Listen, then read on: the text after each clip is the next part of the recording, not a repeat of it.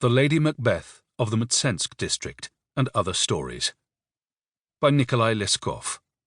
Read by Nicholas Boulton for Naxos Audiobooks.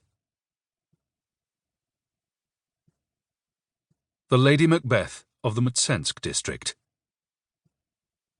1. In our part of the country you sometimes meet people of whom even many years after you have seen them, you are unable to think without a certain inward shudder. Such a character was the merchant's wife, Katerina Lvovna Ismailova, who played the chief part in a terrible tragedy some time ago, and of whom the nobles of our district, adopting the casual nickname somebody had given her, never spoke other than as the Lady Macbeth of the Mtsensk District.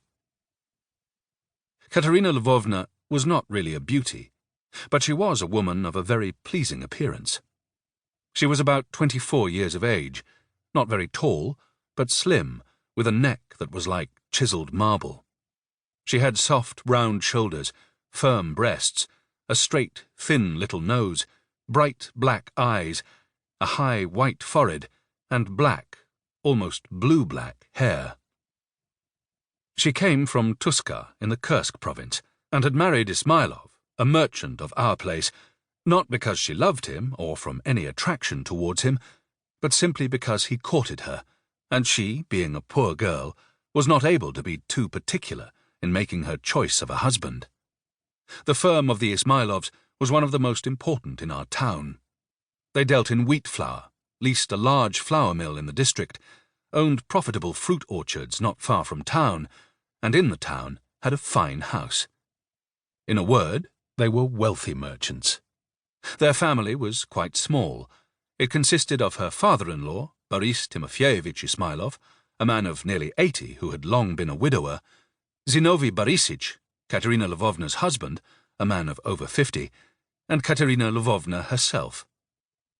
Katerina Lvovna, who had now been married for 5 years, had no children. Zinovy Borisich had also no children from his first wife, with whom he had lived for 20 years before he became a widower and married Katerina Lvovna. He had thought and hoped that God would give him an heir by his second marriage to inherit his commercial name and fortune.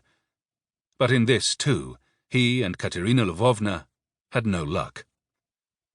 Not having children grieved Zinovy Borisich very much, and not only Zinovy Borisich, but also the old man, Boris Timofeyevich, and it made even Katerina Lvovna herself very sad. First, because the immeasurable dullness of this secluded merchant's house, with its high fence and unchained watchdogs, often made her feel so very melancholy that she almost went mad, and she would have been pleased, God knows how pleased, to have had a child to nurse. And also because she was tired of hearing reproaches. Why did she get married? What was the use of getting married? Why was she, a barren woman, bound by fate to a man? Just as if she had indeed committed a crime against her husband, against her father-in-law, and their whole race of honest merchants.